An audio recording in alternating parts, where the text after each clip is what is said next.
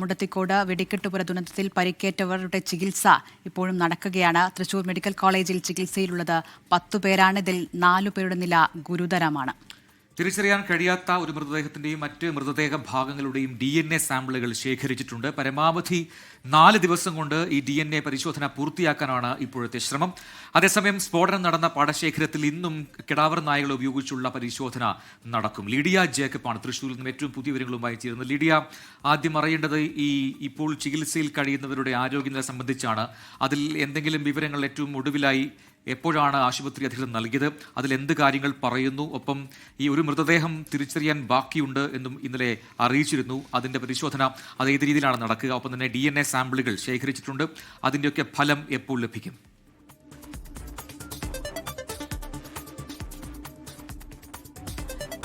ഇന്നലെ ലഭിച്ച വിവരത്തിന്റെ അടിസ്ഥാനത്തിൽ, ഏറ്റവും പുതിയ വിവരത്തിന്റെ അടിസ്ഥാനത്തിൽ 10 പേരാണ് നിലവിൽ തൃശൂർ മെഡിക്കൽ കോളേജിൽ ചികിത്സയിലുള്ളത്.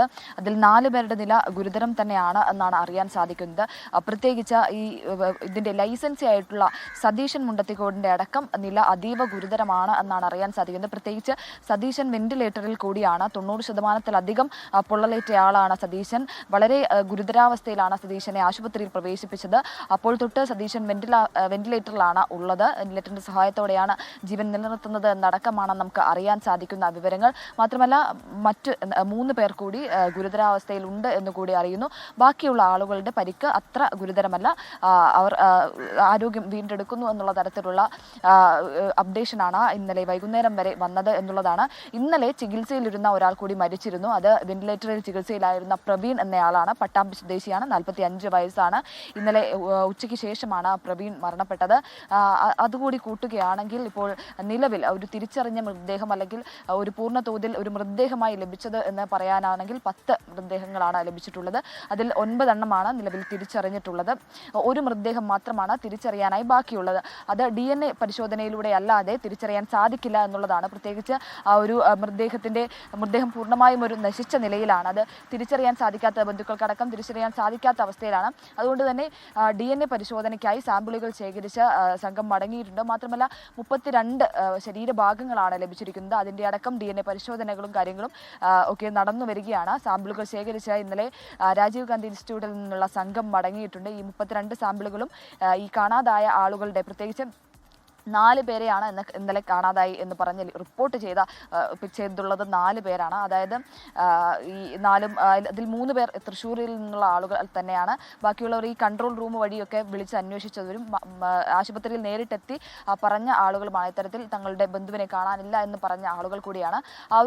ഈ 4 പേരുടെയും ബന്ധുക്കളുടെ സാമ്പിളുകൾ എടുത്തിട്ടുണ്ട്. ഈ ഒരു സാമ്പിളുകളുമായി നിലവിലെ ശരീരഭാഗങ്ങളും അതുപോലെ തന്നെ തിരിച്ചറിയാനുള്ള മൃതദേഹം അടക്കം ഒത്തുനോക്കും. ഏതെങ്കിലും ഒരു മൃതദേഹമോ അല്ലെങ്കിൽ ശരീരഭാഗമോ മാച്ചായാൽ മാത്രമേ മരിച്ചു എന്ന് കണക്കാക്കാനാകൂ. അല്ലെങ്കിൽ ആരാണ് ഈ അപകടത്തിൽ പെട്ടത് എന്നത് സംബന്ധിച്ചൊരു കൃത്യമായിട്ടുള്ള വിവരത്തിലേക്ക് കടക്കാനാകൂ. എന്തായാലും സാമ്പിളുകൾ പരിശോധനയ്ക്ക് അയച്ചിട്ടുണ്ട്, അല്ലെങ്കിൽ സാമ്പിളുകൾ ശേഖരിച്ച് മടങ്ങിയിട്ടുണ്ട്. ഏകദേശം ഒരു 4 ദിവസമാണ് നമ്മൾ കണക്കാക്കുന്ന ഒരു മാക്സിമം സമയം എന്ന് പറയുന്നത്. അതിനുള്ളിൽ ഈ പരിശോധന പൂർത്തിയാക്കാനാകും എന്നാണ് ഇന്നലെ ജില്ലാ കളക്ടർ വ്യക്തമാക്കിയത്. പ്രത്യേകിച്ച് അടിയന്തര സാഹചര്യമായതിനാൽ ഒട്ടും വൈകാതെ തന്നെ ഏറ്റവും ദ്രുതഗതിയിൽ ഈ ഒരു പരിശോധനകളും കാര്യങ്ങളുമൊക്കെ പൂർത്തിയാക്കുമെന്നുള്ളതാണ് ഇന്നലെ ജില്ലാ കളക്ടർ അടക്കം പറഞ്ഞിരിക്കുന്നത്. എന്തായാലും ചികിത്സയിൽ കഴിയുന്നവർ, അവർ മുൻപ് സൂചിപ്പിച്ചതുപോലെ 4 പേരുടെ നില ഗുരുതരമാണ്. അതോടൊപ്പം തന്നെ ഈ ഒരു DNA ഫലം കൂടി ഇനി പുറത്തു വരേണ്ടതായിട്ടുണ്ട്.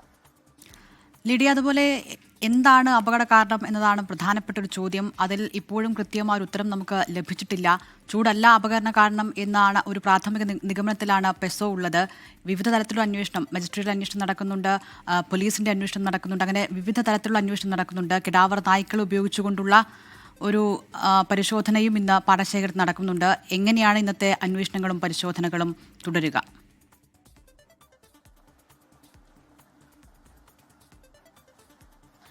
ദിൽന, തീർച്ചയായും ഇതുവരെയായിട്ടും അതിന്റെ കാരണം സംബന്ധിച്ച്, എന്താണ് ഇത്രയും വലിയൊരു അപകടം, അത്രയും വ്യാപ്തിയുള്ള ഒരു അപകടം ഉണ്ടായത് എന്ന് സംബന്ധിച്ച് ഒരു കൃത്യമായിട്ടുള്ള വിവരത്തിലേക്ക്, അല്ലെങ്കിൽ അത്തരത്തിലൊരു കൺക്ലൂഷനിലേക്ക് എത്തിയിട്ടില്ല എന്നുള്ളതാണ്. അത് സംബന്ധിച്ചുള്ള അന്വേഷണമാണ് നടക്കുന്നത്. പ്രത്യേകിച്ച് മജിസ്ട്രേറിയൽ അന്വേഷണം അടക്കമുള്ള കാര്യങ്ങൾ നടക്കുന്നുണ്ട്. ഇന്നലെ അടക്കം കിടാവർ നായ്ക്കളെയൊക്കെ ഉപയോഗിച്ചുള്ള പരിശോധനകളും കാര്യങ്ങളും ഒക്കെ നടത്തിയിരുന്നു. അത് ഇന്നും തുടരും എന്നുള്ളതാണ്. കാരണം ഇതിന്റെ ഒരു കൃത്യമായിട്ടുള്ള ഒരു കാരണത്തിലേക്ക് പോകേണ്ടതായിട്ടുണ്ട്. പ്രത്യേകിച്ച് ചൂടല്ല കാരണമെന്ന് പ്രാഥമികമായി അറിയുന്നുണ്ടെങ്കിൽ പോലും മറ്റെന്താണ് കാരണം എന്നതിനെ സംബന്ധിച്ച് ഒരു അറിവ് ലഭിക്കേണ്ടതായിട്ടുണ്ട്. ഈ കൃത്യമായിട്ടുള്ള ഫോറൻസിക് പരിശോധനയടക്കം അതിൽ നടക്കേണ്ടതായിട്ടുണ്ട്. അത് ഇന്നും തുടരും എന്നാണ് അറിയാൻ സാധിക്കുന്നത്. പാടശേഖരത്ത് കിടാവർ നായ്ക്കളെ ഉപയോഗിച്ചും മറ്റുള്ള അന്വേഷണവും ഫോറൻസിക് പരിശോധന അടക്കമുള്ള കാര്യങ്ങൾ ഇന്നും തുടരും എന്നുള്ളതാണ്. ഇന്ന് രാവിലെ മുതൽ തന്നെ അതിനുള്ള നടപടികൾ ആരംഭിക്കും. അത് കൃത്യമായിട്ടുള്ള രീതിയിൽ ഇന്നും തുടരും, ഇന്നും പുരോഗമിക്കും എന്നുള്ളതാണ്. ഇന്നലെ മൃതദേഹ ഭാഗങ്ങളൊക്കെ ഇന്നലെ ഏകദേശം മുഴുവനായി ശേഖരിച്ചിട്ടുണ്ട് എന്നുള്ളതാണ്. ഇനി അവിടുന്ന് മൃതദേഹ ഭാഗങ്ങൾ ലഭിക്കാനില്ല, പൂർണ്ണതോതിൽ അത് ശേഖരിച്ചിട്ടുണ്ട് എന്നുള്ളതാണ് നമുക്ക് അറിയാൻ സാധിക്കുന്നത്. പ്രത്യേകിച്ച് ഇന്നലെ കിടാവർ നായ്ക്കളെയൊക്കെ ഉപയോഗിച്ചുള്ള അത്തരത്തിലുള്ള പരിശോധനയും ഈ മൃതദേഹങ്ങൾ കണ്ടെത്തുന്നതടക്കം ഉണ്ടായിരുന്നു. ഇന്നലെയും മൃതദേഹ ഭാഗങ്ങൾ കണ്ടെത്തിയിരുന്നു. അത് ഇത്തരത്തിൽ കിടാവർ നായ്ക്കളെയൊക്കെ ഉപയോഗിച്ചുള്ള പരിശോധനയ്ക്കിടയിലാണ് ഇത്തരത്തിൽ മൃതദേഹ ഭാഗങ്ങൾ കണ്ടെത്തിയത്. അതിനാൽ തന്നെ ഇനി അറിയേണ്ടത് എന്താണ് ഇതിന്റെ ഒരു കാരണം എന്നത് സംബന്ധിച്ചാണ്. അതിനുള്ള മജിസ്ട്രിയൽ അന്വേഷണം അടക്കം ഇന്ന് പുരോഗമിക്കും. ശരി, ലിഡിയ ജേക്കബാണ് തൃശ്ശൂരിൽ നിന്ന് വിശദാംശങ്ങൾ നൽകിയത്.